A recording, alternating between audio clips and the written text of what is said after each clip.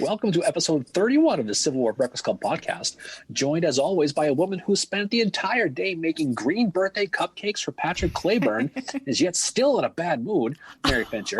I am only Darren Weeks. Hey, Mary. Jesus. How are you?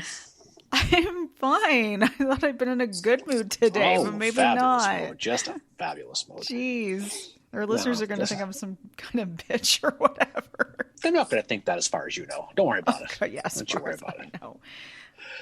Anyway, so how are you? What's going on?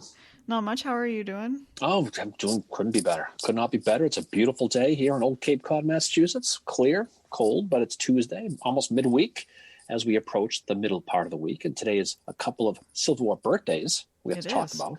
The aforementioned Patrick Claiborne, the Stonewall of the West, as some people like to say, and of course, John Pope's birthday today. Neither are around anymore, but we can at least comment on their birthday. So I guess we can say something about that. Yeah, we can. And we can also say that tomorrow. Well, actually, no, we can't say that tomorrow night we're having a roundtable because this episode drops on Saturday. So the roundtable will already have happened on St. Patrick's Day. So hopefully everybody had a good St. Patrick's Day and fun time at our roundtable where we did trivia, which hopefully will have been a good time. Mm-hmm. Well, I think it's going to be a great time. Tomorrow's St. Patty's Day, one of the best days of the year. Anyway, yeah, so we have some fun to talk about tonight. We got some business to take care of, Mayor. We're going back east and we're going old school. We're going back to early 1862 to talk about the Valley Campaign, the Battle of Kernstown, which is a very underappreciated battle, one that we're going to find out as this night goes on, is a very substantial battle for the big picture of the Civil War, and especially in Virginia, that's going to create all kinds of havoc and a trickle down that's going to flow through all the way through the peninsula, really right into Antietam. This will be a fun one. It is, but before we get into that, what are you drinking? I am drinking, Mary. Great treehouse. It's called Curiosity 106. Like, I'm curious what's going on with you today. I'm drinking out of my Abraham Lincoln mug. Nice. So that's a good thing. Just because I have nothing even close to Kernstown to drink out of, but Abraham Lincoln is going to be mentioned throughout this, so we're going to mention him today. I am drinking Good Monster, which you might think I'm being right now, which is... I don't think you're being good. Which is a New England double IPA, so... It's 8%, it's kind of strong, but Collective Arts always has cool can art, and this one's got some burbs on it. And I'm drinking it out of my John Reynolds mug because I don't have anything to do with Kernstown, but I figure it's in the Eastern Theater, so I may as well choose a mug that's got an Eastern Theater commander on it. Well, before we get into the details about this one, I was actually at Kernstown and visited last summer and got to check it out. There's not a lot to it. There's not a lot. So there's no surprise that you don't see a mug or a t-shirt because they have a very small little gift store. It's basically in a guy's garage. I did get a pin though, but it's a very interesting little tiny place. It's a lot of fun. A little bit south of Winchester. So why don't we talk a little bit about the setup first and foremost, but how this whole thing got started. Yes. So go back and take right after, this is the very beginning of Stonewall Jackson's Valley Campaign. So this is coming right after the first Bull Run. Jackson basically is going to be moving to cover Joseph Johnston's flank from Nathaniel Banks, who we'll talk about, who's in that area. Now, Johnston is leaving Manassas, and he's going to protect Richmond through the Blue Mountains. Do you remember 100 years ago, we were talking about McClellan, right? When he wanted to attack after the Bull Run, and Lincoln wouldn't let him. And then by the time he got there, Johnston took off. This is Johnston leaving here. So he's going to leave, and he's going to go protect Richmond. This is that Urbana plan, if you remember from back in the day we talked about. And it's interesting how these things go back and forth, the old battles. But when he got there, he was leaving. This is kind of his move is what scuttled that plan. Nathaniel Banks, we got to talk about him because he's from the greatest city in the world, Waltham, Massachusetts, Mary. Okay, the second most famous Walthamite, just by the by. He's an interesting cat. He's a Democrat, but he has abolitionist views. He's a Massachusetts guy. He's a former Massachusetts governor, former House Speaker. He's one of Lincoln's first political generals. He's one of the first people that he gives his appointments to. He is. He's got no military background. Like, he's got nothing to do with the military. And wasn't he, like, talking smack about the military or something at one point? Like, he's a real dick, isn't he? He is. I mean, he has a school in Waltham called the Nathaniel Banks School. know I didn't go there, but I know kids who did. Just thought I'd let you know that. Okay, right in the town. We talked a lot about him when we were talking about like Meridian in the South and New Orleans and Mobile and the Mississippi. So he doesn't really do a lot after this valley, but he's important in this one to a point. Shenandoah Valley is basically, it's the breadbasket of the Confederacy of Virginia. It's where most of the grain, cattle, and the Pop-Tarts and the grain corn, all the stuff that they need is going to come from this area. Where I got the flour to bake the cupcakes for Claiborne today. Oh, yeah. Well, they must have come out really, really good. The other thing about the Shenandoah Valley is that it's a natural invasion jump point to Washington. Yep. So if you're going to control the valley, you have a good shot to run and make a run at Washington. This is what Lincoln is 100% obsessed with, freaked out about at this point. What he wants more than anything, and this goes back to what we were saying before about the Urbana thing with McClellan. He is 100% scared of somebody in the Confederacy making a run at Washington. It's why that McClellan, if he was going to attack the peninsula, he had to make sure he left people behind to guard Washington, and he wants to make sure that no matter what happens, it's protected. Banks, he's got 30,000 guys. His job was simple. His job was to clear the valley of all the rebel armies, wipe them out, get rid of them. And then once the job was done, he was going to send some of his troops back east to McClellan to help capture Richmond and help guard Washington. Mm-hmm. So in a nutshell, that's what McClellan's job was. A lot of this campaign is going to be based on that. You can see Lincoln's point, but Lincoln's also trying to serve too many masters here at the same time. He has too many balls in the air is what he's trying to do. Yeah, no, he does. Also in the Shenandoah Valley at this time is James Shields, who's also connected to Abraham Lincoln. He's Irish-American Democrat, U.S. Army officer, senator from 3 different states, Illinois, Minnesota, Missouri. And before he actually moves to the U.S., he spends time in Quebec where he opens a fencing school. So he spent a little bit of time in my country as well. Well, we weren't Canada yet, but still. He settles in Illinois. Lincoln throws some shade at him in the newspaper one time, and then Mary Todd gets involved. And the next thing you know, the two of them are going to have a duel together. Yeah, he's the state auditor in Illinois. And so Lincoln, there's a big debate going on about paper, about currency. He's trying to get paper money. The people in the state still want the gold and the silver. Basically, it's crashing the state's economy. It's just that they're state bank. So Abraham Lincoln and Mary, decide they're going to go on a letter writing campaign, a vinegar Valentine, as they say, right? Where he's going to start writing to a newspaper, and they're going to pretend to be someone called Aunt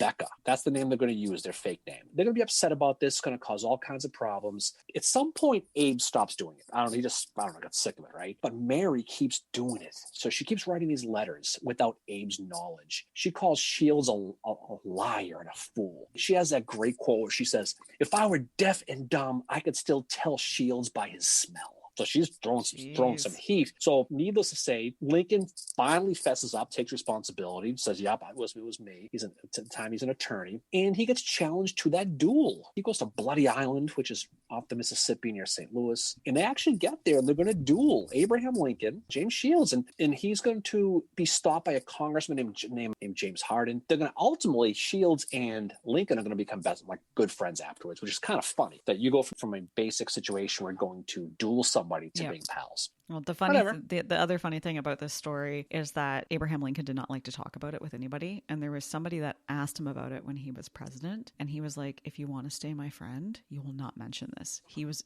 very embarrassed by it, which is hilarious. Yeah, I mean, that makes sense. I mean, he's it's kind of like the Silence Dogood letters a little bit. Ben Franklin. Except he's just throwing heat. But so he's there, but on the southern side is Stonewall Jackson. So Stonewall Jackson's got a small arm. So he's only got 5,000 guys. He's been named the commander of the Valley District. This is like November of 1861, right around there. His headquarters is going to be in Winchester, right there in Virginia. And he's a former VMI professor, and he's the hero of First Bull Run. And he commanded that Stonewall Brigade. And he had some other militia groups with him too. There was a time he had William Loring with him, who he didn't like. He's also got, speaking of guys he did like, though, he's got cavalry under a guy named Turner Ashby. Ooh, right? Ashby's an interesting character. So he's 3 years old at the time of this campaign. He's from Virginia. Growing up, he had a pet wolf called Lupus. He's described by Henry Kidd Douglas as riding his black stallion. He looked like a knight of olden time. Altogether, he was the most picturesque horseman ever seen in the Shenandoah Valley. So he's given Jeb Stuart a bit of a run for his money. But he's not exactly a great guy. Although the media is portraying him as the very model of equestrian gallantry, this is a guy who in 1861, he and his men apparently found some dead Union soldiers, stripped them of their clothing, and proceeded to lay one of them out crucifixion style with holes in their palms. So he's not this gallant guy that the media's portrayed him to be. But the reason that people say he was that way is he and his brother Richard were in the 7th Virginia Cavalry at the beginning of the Civil War, and Richard was brutally wounded in front of Turner, had a very bad head wound from a Union soldier. Richard fell off his horse. The Union soldier took his spurs and his horse, and Richard ends up dying a week later from his wounds. And it was said by one of Turner's friends that from that hour, Turner Ashby was a changed man. So Gwynn, in his biography of Stonewall Jackson, describes Turner Ashby as says he's basically a cold-blooded killer because of this incident. Yeah, he flipped. I mean, Richard, there's a story where Richard, when he got his brother's body, Richard, in his body was bayoneted several times. And he was, from that point on, Ashby was basically obsessed with revenge. And he had some history to him. Turner Ashby, he's a guy with, he's from Virginia. His father was in the 1812 war, when you guys burned the White House down. He's a grandson of American Revolutionary vets. So he was with Jackson at Harper's Ferry in 1859. The other thing about him, though, is he was friends with Louis Armistead, which is kind of weird if you think about it. But he also, you mentioned the South Virginia. He was there when they captured John Brown, and he was there when they executed John Brown. Whether he was there or not, but his troop was. He always said that the John Brown raid was the beginning of the Civil War. He didn't talk about Sumter. He talked about John Brown. But he's somebody who had a livid hatred towards the North because of his brother. And he would become Stonewall's, his buddy. He trusted him, and we'll find out probably a little bit too much with this. And so as Banks basically, we mentioned before how Banks had one job to clear the valley and send his troops over east. Jackson literally had one job. It was simply to keep the Union in the valley, to keep them busy. Because what he wanted to do was he wanted to kind of fly around and just be a pain in the ass to keep those troops from going to McClellan. Yeah. So he figured any troop, and then a bonus would be if he could actually make a run in Washington and get Lincoln to pull more troops away from McClellan, that would be a super bonus, because that was the whole plan. Create a diversion, that's kind of the whole thing, what he wants to do. But they want to play on Lincoln's paranoia as far as they're going to attack on Washington. I'm sure they would have loved to attack Washington, but Jackson knew he didn't have enough guys. He didn't have enough guys to go to Washington. He didn't have enough guys to keep them in the valley. Whatever it was, that was his plan. So on February 26th, 1862, Banks is going to cross the Potomac and he's going to advance into the valley with his 30,000 guys. Jackson, he was smart to this point. He's sitting in Winchester, sees them coming, and he goes, well, let's get the hell out of here, because he knows they're outnumbered, basically 5-1. But he does vow to return, tells the people in the citizenry, I will be back. I will be back. But again, people what is of Winchester. Yeah, and if you go to Winchester today, there's all kinds of Jackson stuff.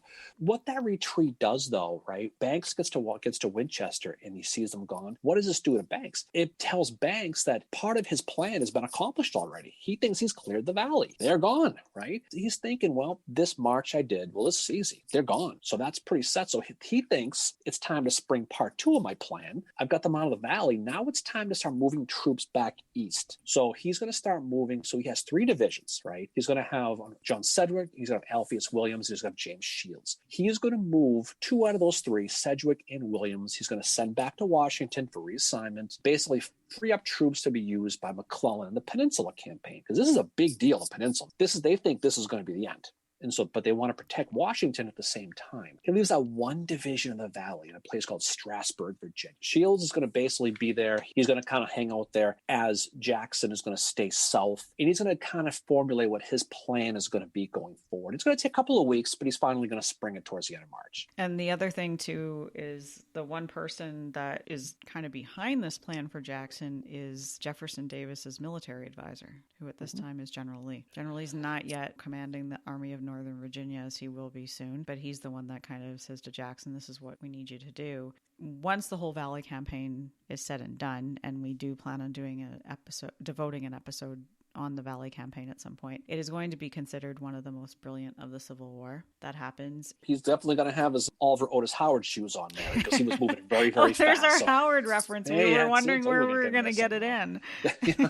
So March 21st, 1862, Stonewall Jackson, he thinks, and this is where the big mistake, as we talk about this, we're not going to endear ourselves to old Stonewall, because this is really his big mistake, this whole campaign. So he sees Banks, quotation fingers, retreating. That's how he thinks. He sees those guys going to Washington, so he thinks that he's going to be going. So now he sees his chance to maybe go back and take Winchester again, because he wants to go back. He vows to go back. So he sends Turner Ashby, we just talked about his cavalry guys, up in the area, and he comes back and he reports that they're leaving, and there's only 4 regiments left behind, that everybody else is gone. Now, Shields wasn't retreating, he was reforming. The citizens who are the spies in the town in Winchester, they give bad information. And this is where Ashby makes a huge mistake, is he doesn't check a second source. He basically goes on Wikipedia and says, that's it, goes with it. Yep. He doesn't follow up on it. And that's kind of a surprise in him because he doesn't do it. So he doesn't verify the info. So he definitely got it off Twitter. I'll tell you that right now. No doubt about that. But he takes that information on that there's only 4 regiments in that area. Everybody else is gone, passes it on to Jackson, who also doesn't verify it because he's trusting Ashby.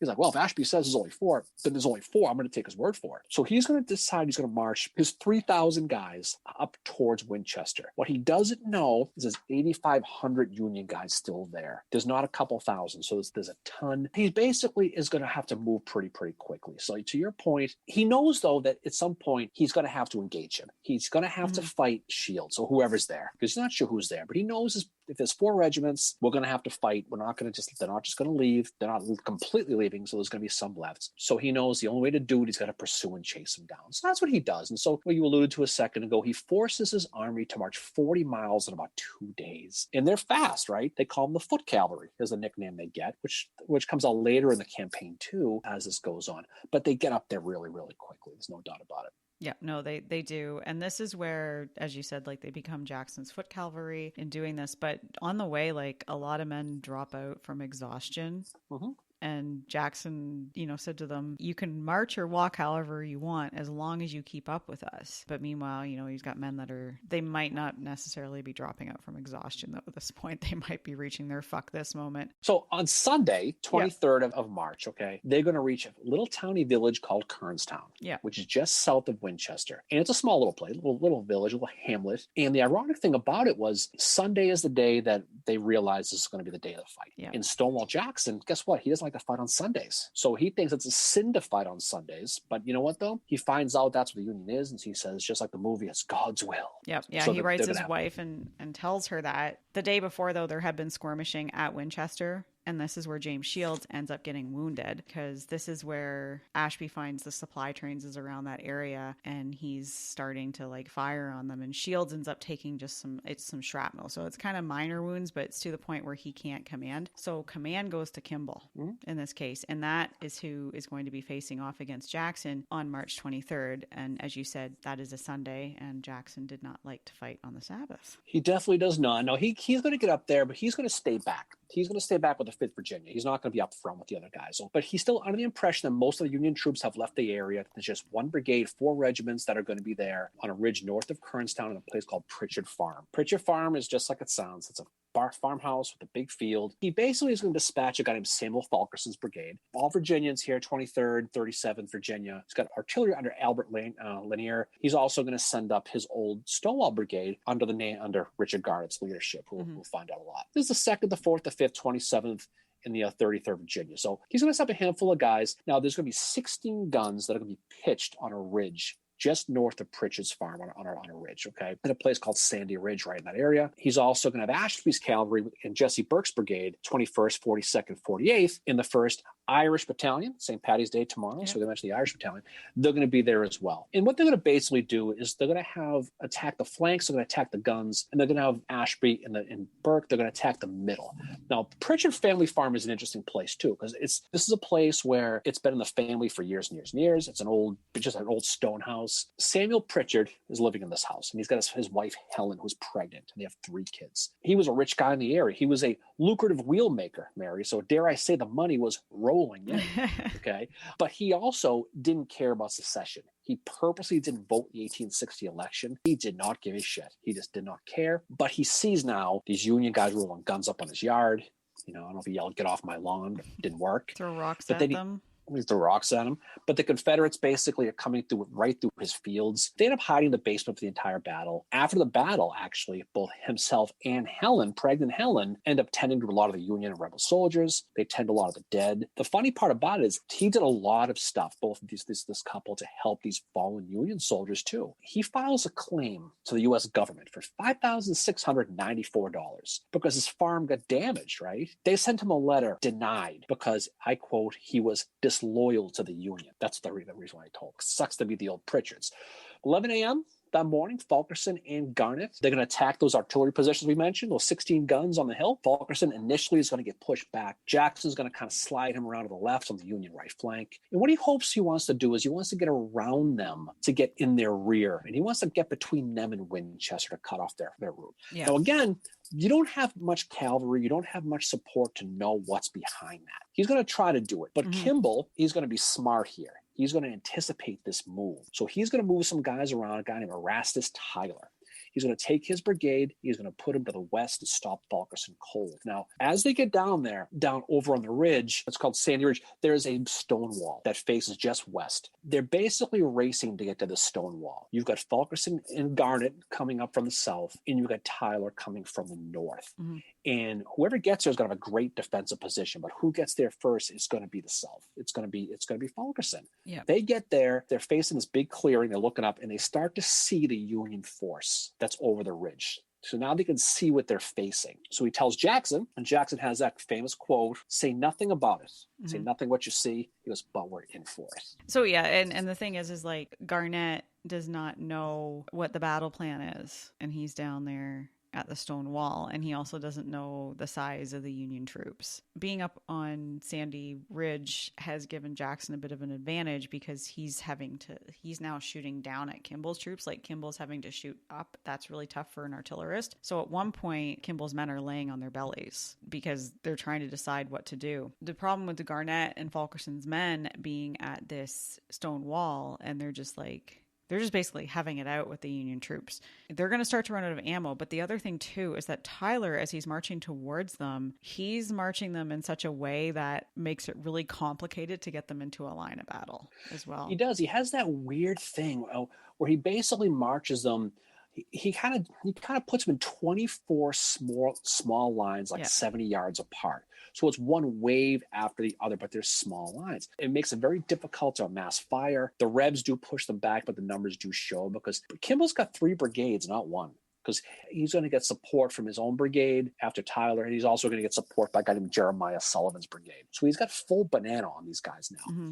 And they march that weird position, and this is going on about 4 o'clock or so. The Rebs are holding their own for the most part, but the numbers do start to tell the story. Around 6 p.m. is right around the same time that Burks finally arrives to support Fulkerson and Garnett. Garnett is going to basically be out of ammo.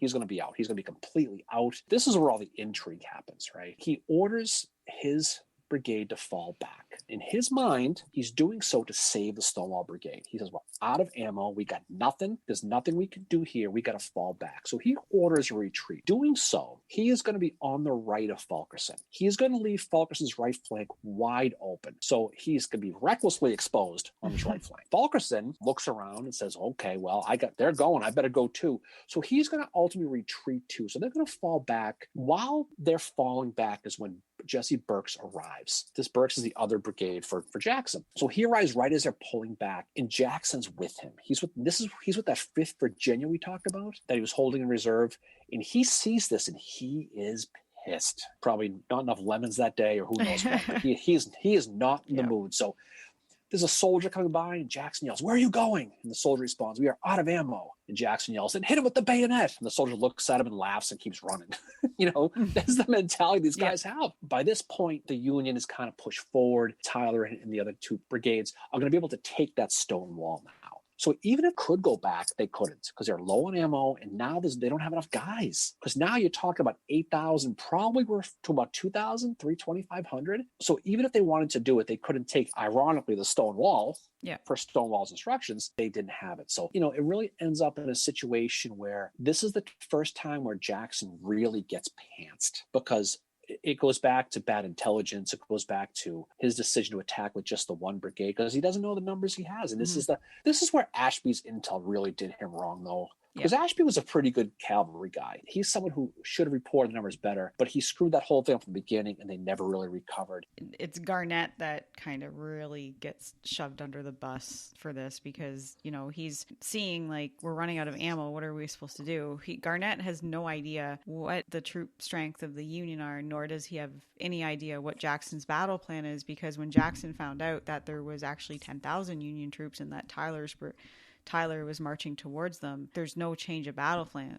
There's no change, there's a change, but Jackson doesn't let his men know. And Gwynn says in his biography of Jackson that no commander, North or South, ever would have done something like this, like not communicated that to their subordinates to let them know what was going on. So had Garnett stayed at that Stonewall, the Stonewall Brigade would have been annihilated, but he did the thing that he thought was best, which was to retreat. And as we see, it's not going to be in Garnett's favor at all. And it's probably ultimately what cost him his life. Oh, it definitely wasn't. Is this that night? Ashby, who decided to start joking around with old Stonewall, who clearly wasn't in the mood, they were sitting on a campfire that night. And Turner Ashby says to him, "Hey, they said that they were retreating, but I guess they meant they were retreating after us." And Jackson just glares at him. He says, just shakes his head, and goes, "I think I'm satisfied." He wasn't up for his shit at that point. So give Ashby a little bit of credit for trying to bust balls. But to your point, the casualties in this battle, I mean, U.S. had about 600 casualties. The Rebs had about 700. So not a big casualty number, but is the fallout to your point afterwards. So as soon as this ends, Jackson is done with Richard Garnett. He's done with him. So he's going to fire him. He's going to charge him with desertion. Stonewall was a big procedure guy. It was a follow the rules of engagement. So he was pissed that Garnett retreated without permission. He basically didn't ask. He made that personal decision to go. Now, Jackson accuses him of being, in quotes, cowardice, which at that time is a big deal. Honor is everything at that era, right? Jackson also don't forget, Lee's not around yet. I mean, June 1st, 1862 is when Lee comes on the scene, but Jackson is the man. He's a legend, right? He's the most respected by far. And the guy who's the most respected calls you a coward. I mean, it's like calling Michael J. Fox, yellow in Back in the Future. You have it. So he was mortified. He felt his career was over. Eventually, Lee is going to take over, and Lee is going to actually put him back in command of Brigade. So this is going to ultimately, to your point earlier, Garnett's going to spend basically the rest of his career, which isn't going to be long, trying to relive his name and try to recreate his name to get that honor back. He does, and that's what happens at Pickett's Charge, right? When he gets, he's sick and he gets kicked by the horse and he can't walk, so he's going to ride the horse across Pickett's Charge because he has to. He can't not go after what happened. So he knows he has to. And he knows he's going to die, but he has to do it to save his honor. So that's why Richard Garnett does what he does at Pickett's Charge, because of what happened at Kernstown. Yeah, and he's, not feeling well that day, been kicked by his horse. His horse's name is Red Eye, which is interesting. Sounds mean. Before that, apparently he goes to Armistead and says to him, this is a desperate thing to attempt in regards to Pickett's Charge. And he's killed within 20 yards of the angle. And the horse is said to have returned riderless, which I think is portrayed in Gettysburg. It comes back riderless. But he wanted to settle the record for what happened at Kernstown. The other thing, though, that I find interesting about Garnett is he's a pallbearer at Jackson's funeral. So he still held respect for him with what happened. But, I mean, if you look at Jackson had this thing where if he didn't like you or if he thought you were going to stand in his way, he's going to kind of throw you under the bus. And he had intel that told him that the Union was much stronger. Now this is intel that is coming in after the Battle of Kernstown has begun. That's saying there are actually troops there and Tyler is marching towards us. And he doesn't bother to relay that information to Garnett, who's down at that Stonewall, and same with Fulkerson. Neither Garnett has no idea what's going on, and he's in command of the famous Stonewall Brigade. What is he supposed to do? He becomes Jackson's scapegoat for this, because if you look at this battle, this is not one that gets talked about a lot. This is similar to Sherman at Chickasaw, right? This is not good performance by Jackson here. This is him blundering around, basically. Yeah, I mean, it's going to be a mistake from the beginning. I mean, it goes all the way back to the very beginning. So you have, Ashby getting bad intel from the people in Winchester, doesn't verify it, passes it on to Jackson, who doesn't verify it again, and moves on that. He was right to a point that, Banks was sending people away, because he did send 2 out of the 3 divisions away, but he's thinking 3 regiments or 4 regiments, maybe a brigade's left behind to guard the whole area. I can do this. He doesn't verify it. He walks into a buzzsaw. So Jackson blaming Garnet. Now, this is Jackson's first real bloody nose in the Civil War. This is it. He's going to go on through some big things later on with Fort Royal and some things in the Valley later on that we'll talk about in another time. This is the one when you go on these battle tours, say you go to Gettysburg and you hear these stories. Well, General Jackson would have taken that hill if he was around. No, he wouldn't have. You know why? For one, he knew after Kernstown not to attack a force you don't know the number at.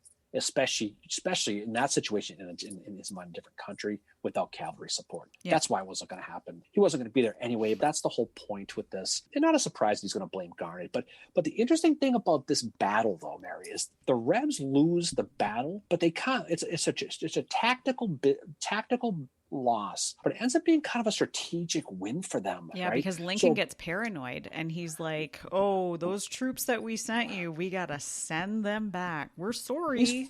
He's freaked out anyway, so he's afraid of Washington, D.C., but he gets caught off guard, and it's in his head about D.C. or Washington already. This is when while the peninsula is going on, he gets really, really paranoid of Stonewall Jackson. It's in his head, right? So this is what we were talking before about McClellan. How in the middle of the peninsula, he pulls Irvin McDowell's division out to go chase Jackson. This is it. So Irvin McDowell is going to be sent, 60,000 guys are going to be sent from the peninsula to go chase Jackson down the valley. And so it's going to ultimately end up trickling down. That's going to lead to losses in the peninsula. It's going to ultimately piss off McClellan. He's going to blame Lincoln for the eventual loss in the peninsula, which is going to trigger into Pope. Happy birthday, John Pope, by the way. Yep. Into taking over Second Manassas, losing there. And again, that's going to empower Lee to go into Maryland afterwards, right?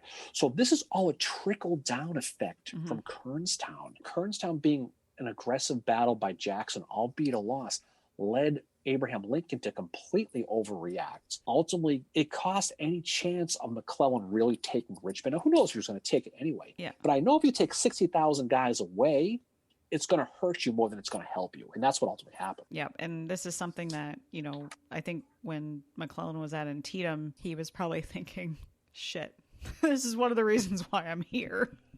Yeah, he's probably thinking, Lincoln has kind of quote unquote meddled before, and here I am, and I don't have the supplies I need or whatever. But yeah, this is a huge trickle down effect. It's a lot like the Battle of Ball's Bluff in that way. You see this, it's not a big battle. It's not one that gets talked about a lot. It's very interesting to study. It's one where you see somebody like Garnet ultimately ends up losing their life because they're trying to redeem themselves. But two, just like Ball's Bluff resulted in, the Joint Committee for the Conduct of War, Kernstown has this trickle-down effect of, you just talked about, Darren, just this whole, it leads into troops being pulled from the Peninsula campaign, which McClellan needed those troops because of what he was about to face and all that. And it just has very far-reaching effects in how the Civil War plays out. So that's why it's an important one to study. And not only that, but on the Union side of things, you have Kimball getting promoted to Brigadier General, and he really is, he's probably the MVP in this battle.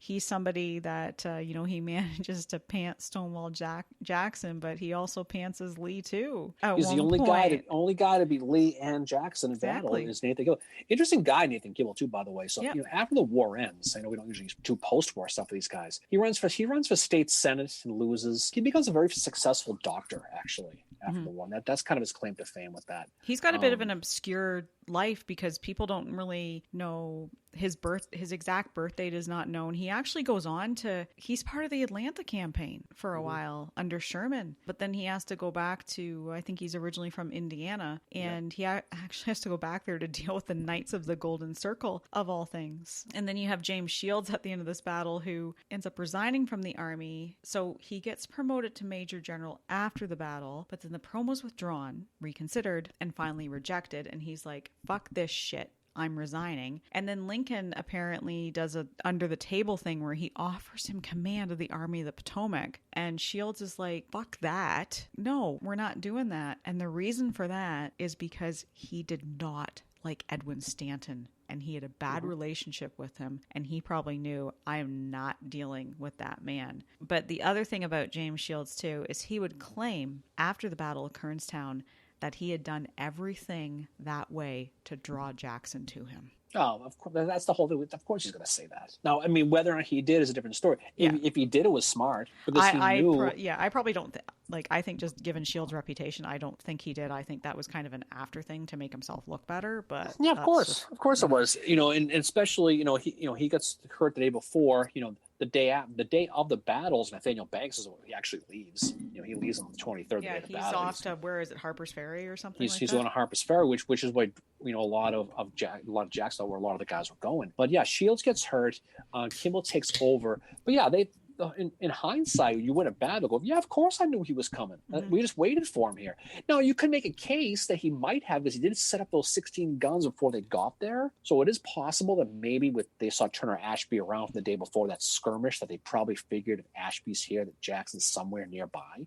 So maybe he did. He might have thought that he was in the area and they were likely to be attacked, but he didn't know they were coming. Well, I think Banks and Shields were playing down. They were telling Kimball, no, it's not a threat. And Kimball's like, fuck it, I'm going to do my own thing. And he goes and does his own thing. And I think that's how that plays out. I think he knew he was coming, but he also marched 40 miles in 2 days. There's no way he could expect him to get there that quick. No, this was something. I mean, Axon is admittedly not my favorite general to study. I'm the one on this podcast that refers to him as the Claiborne of the East. That's just my opinion about him. But I mean, what he does here with his men, with marching them that quickly, I mean, he's given Oliver Otis Howard a run for his money with speed there. And actually, Sherman, and seriously, Sherman on the March to the Sea as well. Like, you figure in the March to the Sea, Sherman's men covered 15 miles every day. What I'm saying is he can't be expected to go that fast that quickly. No. I think Shields probably didn't know he was coming, because of course he had to know he was coming. Yeah. I don't think he knew he was coming the next day. No. I mean, I'm sure that surprised him. But it all worked out, and it ended up being an interesting battle. Like I said, it tagged Stonewall Jackson's with an L. It kind of embarrassed him a little bit, into a point where he did project on to Garnett. I feel so. Honestly, Garnett to me in this battle is the Confederate MVP, because he looked at what was happening and he was like, I can't have all these men killed and it's a Stonewall brigade to top it all off, and this is more than what we thought. And really, he doesn't have the troop numbers, he doesn't have the battle plan. And when they were doing the court martial, it's just Stonewall and Sandy Pendleton that are doing the testifying. There's nobody else brought in for it. And Lee finally steps in because I think Second Manassas is about to happen. And I think Lee also saw that it's like, okay, like enough. This doesn't need to be done. But again, Jackson does redeem himself in the valley after this. I mean, you cannot deny that he had significant success later on in the campaign. Oh, yeah, the Valley campaign is brilliant. It is, especially what comes later on, or when he does fight against Banks specifically. This is not his best moment. This is probably his worst moment in the Confederacy as far as leading a battle goes. But again, it's a good win for the Union in Virginia at that time, but it does ultimately lead to the unraveling of the peninsula. So it's a win for the Union, small picture. Big picture, it's a win for the Confederacy, because they got the big fish. They got to protect Richmond because they got to pull troops away. Say what you will about Jackson in this battle. Yes, it was not a good battle for him. I don't know his second part of his plan he talked about was getting troops pulled away to help. He did succeed in doing that. Yep, Unwittingly, he did, but he did. So at the end of the day, you can make a case that this is a good day for the Rebs, similar to the Gettysburg thing a little bit, the campaign. Bad battle, good campaign on the rebel side. It's also like Chickamauga in a way, too, where Chickamauga was considered a Confederate win, but who is holding Chattanooga at the end of the day? Rosecrans. Yeah, exactly. It's the exact same thing. And ultimately, what happened there, Confederate loss ends up being a huge Union victory, because Rosecrans is the one sitting in Chattanooga at the end of the day, and they end up holding Chattanooga. And that was ultimately the goal right there, was to hold that city and take it for the Union. And that's what's achieved. So it's very similar to this, No, absolutely. But again, as like many of these battles, people look at these battles on, in a very small level. You see it as a small little battle, but like so many of these, it has such huge ramifications that affect the rest of the war. In a little village of Kernstown, which if you visit it, there's not much there. It's a Dunkin' Donuts, a McDonald's, an apartment building. And behind it, there's a big field, but it's a great place to visit. Kernstown is definitely one that really needs to be studied more, just for that big picture we talked about. Yeah. And it's kind of that's what we said the same about Ball's Bluff, is Ball's Bluff needs to be looked at more too, just for that big picture, with at the end of that, the Joint Committee for the Conduct of War ends up being established, and you have every Union general after that worried that they're going to get called before it. So that's definitely a nice talk about Kernstown. I think that's did it some justice there we can talk about. So what's next? So next week we are going to be talking about the Battle of Five Forks. Bring your shad. Yeah, bring your shad. And then I think actually we'll be getting into Shiloh. It's that time of year. Yep. We're finally out of those doldrums of wintertime, approaching the spring, get into battle season, talk about Shiloh, talk about a bunch of good things coming down the road. But by the time this drops, we'll have had our Wednesday roundtable, which I assume is going to be a lot of fun. We'll be ready to do our live. The book club is getting so close on the horizon. March 31st, we will be having our book club at 6:00 via Zoom. So it's coming around. It's coming around the bend, as they say. So hope everybody had a healthy and safe St. Patty's Day. Hope things work out well for you. So off we go, Mary. So the wild blue yonder again. Kernstown is in our rearview mirror as we head down the road to Five Forks with a distant eye heading towards Pittsburgh Landing, also known as Shiloh. Exactly. So everybody have an awesome evening, and thank you for joining us tonight, or actually Saturday, I guess. That's right. Saturday. Hopefully we'll see you at our live. So anyway, everybody have an awesome night. Definitely. And then final words from you. It's again the pleasure. All yours. Say many, many times. All right. Thank you for everybody for your support, and thank you, Darren, for being the awesome co-host you are, and also for putting up with my bitchy self. Well, we all have our crosses to bear, Mary. Anyway, good night, everybody. We look forward to talking to you on the other side. Okay. See you later, guys. Here you go. Yeah.